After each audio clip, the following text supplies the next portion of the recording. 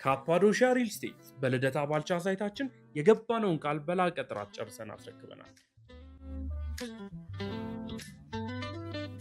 እነሆ አሁን ደግሞ የከተማዋን ብርት በሆነችው ፒያሳ ቴዎድሮስ አደባባይ ሞናርክ ሆቴል ፊት ለፊት በፍሎር 4 አባወራ በሚይዝ G+12 አፓርትመንት አዲስ ምዕራፍ ጀምረናል።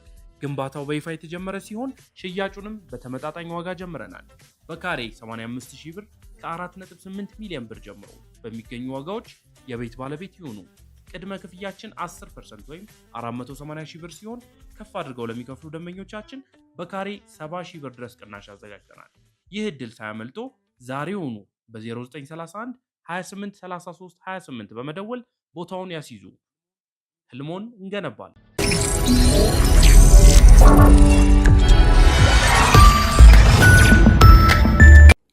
ይህ አዋዜ ነው።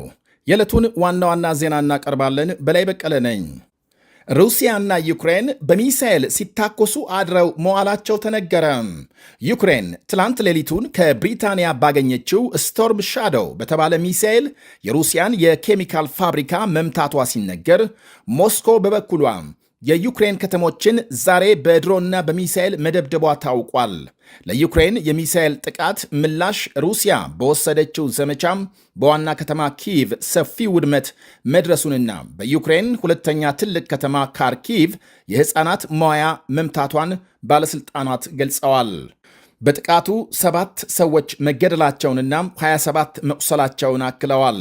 በአውሮፓ ጉብኝት ለማካሄድ ዛሬ ኖርዌይ የገቡት የዩክሬን ፕሬዝዳንት ቭላዲሚር ዜሌንስኪ የሩሲያን ጥቃት በማውገዝ ሞስኮ ጦርነት ለማቆም በቂ ጫና እንዳላረፈባት ማሳያ ነው ብለዋል። የዛሬውን ጥቃት ዩክሬን ከብሪታንያ ባገኘችው ሚሳኤል የመታችው የኬሚካል ፋብሪካም የሩሲያ ወታደራዊ ኢንዱስትሪ አካል መሆኑን የኪየቭ ባለሥልጣናት ይገልጻሉ። የዩክሬን ከተሞችን የሚመቱ ፈንጂዎች፣ ሮኬቶችና ሚሳኤሎች ማምረቻ መሆኑን ፕሬዝዳንት ዜሌንስኪ ኦስሎ ኖርዌይ ሲገቡ ለጋዜጠኞች በሰጡት መግለጫም በትራምፕ የቀረበውን የሰላም ዕቅድ መቀበላቸውን በመጥቀስ ሆኖም ፑቲን ይደግፋሉ ብለው እንደማይጠብቁ ገልጸዋል። ሁለቱም ተፋላሚ ወገኖች አሁን ባሉበት ይዞታ ረግተው ጦርነት እንዲቆምና ንግግር እንዲጀምሩ የሚያደርግ ነው የትራምፕ ዕቅድ። የሞስኮ መንግስት የትራምፕን ዕቅድ እንደማይቀበል ቀደም ሲል በቃል አቀባዩ በኩል የገለጸ ቢሆንም ትራምፕና ፑቲን በሃንጋሪ በቀጣይ ሳምንት ያካሄዳሉ በተባለው ስብሰባ በዕቅዱ ላይ ትኩረት ያደርጋሉ ተብሏል። ሆኖም ሩሲያም ከወዲሁ ጥቃት አጠናክራ መቀጠሏም የሁለቱን መሪዎች ቀጠሮ እንዳያስቀረው ወይም እንዳያዘገየው ተሰግቷል። ከሌሊት ጀምሮ ሞስኮ በዩክሬን ከተሞች ባደረሰችው ድብደባም በዋና ከተማ ኪየቭ ሰማይ ጠቀስ ሕንፃ የተመታ ሲሆን በ60ዎቹ ዕድሜ ያሉ ባልና ሚስት መገደላቸውን ዘገቦች አመልክተዋል። በዚህኛው ጥቃት ሩሲያም ከ400 በላይ ድሮኖችና 28 ሚሳኤሎች መተኮሷ ሲነገር በሰዎችና በሕንፃዎች ከደረሰ ጉዳት ሌላም የኤሌክትሪክ ኃይል ማመንጫ በመመታቱ በበርካታ ከተሞች ኤሌክትሪክ መቋረጡ ይነገራል። በኡጋንዳ ዋና ከተማ ካምፓላ በደረሰ የመኪና አደጋና በናይጄሪያም የነዳጅ ማጠራቀሚያ ፈንድቶ 86 ሰዎች ሲሞቱ በርካቶች መቁሰላቸው ተነገረ። በኡጋንዳ ካምፓላ ዋነኛ አውራ ጎዳና ላይ በተቃራኒ አቅጣጫ ይጓዙ የነበሩ 2 አውቶቡሶች ተጋጭተውና ሌሎች መኪኖች አቅጣጫ እንዲስቱ በማድረጋቸው በደረሰው አደጋ በአጠቃላይ 46 ሰዎች ሲሞቱ ቁጥራቸው በውል ያልታወቀ መቁሰላቸው ይነገራል። የሀገሪቱ ፕሬዝዳንት ዩዌሪ ሙሴቬኒ አሰቃቂ ባሉት አደጋም ክፉኛ ማዘናቸውን ሲገልጹ ሾፌሮች እባካችሁ ረጋ ብላችሁ አሽከርክሩ በማለት መክረዋል።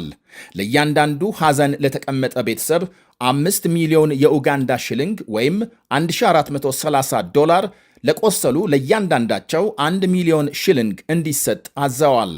በናይጄሪያ ደግሞ የነዳጅ ማጠራቀሚያ ፈንድቶ 40 ሰዎች መሞታቸው ተነግሯል። አደጋው የደረሰው በኒጀር ግዛት ነዳጅ የጫነ አንድ ተሽከርካሪ መንገድ ስቶ በመገልበጡ ነው ተብሏል። ግጭት ከደረሰበት ማጠራቀሚያም የሚፈሰውን ነዳጅ የአካባቢው ነዋሪዎች እየቀዱ ሳለ ድንገት ማጠራቀሚያው ፈንድቶ 40 የሚደርሱ ሰዎች ሲገድል ከ60 የሚልቁ መቁሰላቸውን ዘገቦች አመልክተዋል። በናይጄሪያ በተበላሹ መንገዶች ሳቢያ መሰል ተደጋጋሚ አደጋ እንደሚደርስ ሲነገር ከዓመት በፊት የነዳጅ ማጠራቀሚያ ፈንድቶ ከ150 በላይ ሰዎች መግደሉ ተመልክቷል። ባለፈው ጥር 60 ሺህ ሊትር ነዳጅ የጫነ ከባድ ተሽከርካሪ ተገልብጦ ከ80 የሚልቁ ሰዎች መግደሉ ይታወሳል። በአይስላንድ ለመጀመሪያ ጊዜ የወባ ትንኝ መገኘቱ ተሰማም። ሀገሪቱ በታሪክ አይታ የማታቀውን የሙቀት መጠን ማስመዝገቧን ተከትሎ የወባ ትንኝ ለመጀመሪያ ጊዜ መገኘቱን ሳይንቲስቶች ገልጸዋል። 2 ሴቶችናም 1 ወንድ ትንኞች ማግኘታቸውን። አይስላንድ ባላት የቅዝቃዜ አየር የተነሳ ከአንታርክቲካ ቀጥሎ ከወባ ትንኝ የጸዳች ከዓለማችን ብቸኛዋ ሀገር መሆኗ ይነገራል። በደቡብ ምዕራብ አይስላንድ የወባ ትንኞቹን መገኘት ተከትሎ ሳይንቲስቶች ጥናት የጀመሩ ሲሆን ካለፈው ግንቦት ወዲህ ሀገሪቱ በታሪኳ ለመጀመሪያ ጊዜ 26 ዲግሪ ሴንቲግሬድ ከፍተኛ ሙቀት በተከታታይ አስመዝግባለች። በበረዶና በቀዝቃዛ አየር ለምትታወቅ ሀገር 26 ዲግሪ ሴንቲግሬድ ሙቀት ከፍተኛ መሆኑን። በኢትዮጵያም ትግራይ ክልል በመብረቅ አደጋም 4 ሰዎች መሞታቸውን ሰምተናል። በክልሉ ሰሜናዊ ምዕራብ ዞን ትላንት ምሽት ከጣለ ከባድ ዝናብ ጋር በደረሰ የመብረቅ አደጋ ከሞቱት መካከል 3ቱ የአንድ ቤተሰብ አባላት ናቸው ተብሏል። አባት፣ እናትና ወንድ ልጅ። ትላንት ምሽት ከ11 ሰዓት እስከ ምሽቱ 3 ሰዓት በጣለው ከባድ ዝናብ በመብረቅ የሞቱት ሰዎች ቤታቸው እንደነበሩ ታውቋል። በቀጣይም በተለይ በሰሜን ምዕራብ ትግራይ ወቅቱን ያልጠበቀ ዝናብ ሊጥል ስለሚችል ጥንቃቄ እንዲደረግ ጥሪ ቀርቧል። በሌላ ዜናም በሽንሌ ከ15 በላይ ሰዎች ከሞቱበት የባቡር አደጋ በርካታ መንገደኞች እየዘለሉ በመውረድ ሕይወታቸውን ማትረፍ እንደቻሉ ቢቢሲ እንግሊዘኛው ዘግቧል። ወደ ድሬዳዋ ሲጓዝ የነበረ ባቡር ከቆሙ ፉርጎዎች ጋር በመጋጨቱ አደጋው መድረሱና ግጭቱ ከመድረሱ አስቀድሞ ደግሞ የደነገጡ በርካታ ወጣት መንገደኞች እየዘለሉ በመውረድ ሕይወታቸውን ማትረፋቸው ተመልክቷል። በአደጋው ከሞቱት ሌላም 30 ገደማ ቆስለዋል። ይህ አዋዜ ነው። ካፓዶሻ ሪል ስቴት በልደታ ባልቻ ሳይታችን የገባነውን ቃል በላቀ ጥራት ጨርሰን አስረክበናል። እነሆ አሁን ደግሞ የከተማዋን ብርት በሆነችው ፒያሳ ቴዎድሮስ አደባባይ ሞናርክ ሆቴል ፊት ለፊት በፍሎር 4 አባወራ በሚይዝ G+12 አፓርትመንት አዲስ ምዕራፍ ጀምረናል። ግንባታው በይፋ የተጀመረ ሲሆን ሽያጩንም በተመጣጣኝ ዋጋ ጀምረናል። በካሬ 85,000 ብር ከ4.8 ሚሊዮን ብር ጀምሮ በሚገኙ ዋጋዎች የቤት ባለቤት ይሁኑ። ቅድመ ክፍያችን 10% ወይም 480,000 ብር ሲሆን ከፍ አድርገው ለሚከፍሉ ደንበኞቻችን በካሬ 70,000 ብር ድረስ ቅናሽ አዘጋጅተናል። ይህ ዕድል ሳያመልጦ ዛሬውኑ በ0931 28 33 28 በመደወል ቦታውን ያስይዙ። ህልሞን እንገነባለን። ምርትና አገልግሎቷን በአዋዜ ላይ ያስተዋውቁ። ለጥራች እንታመናለን። በስልክ ቁጥሮቻችን ይደውሉልን። አዋዜ ዓለምነህ ዋሴ ዜና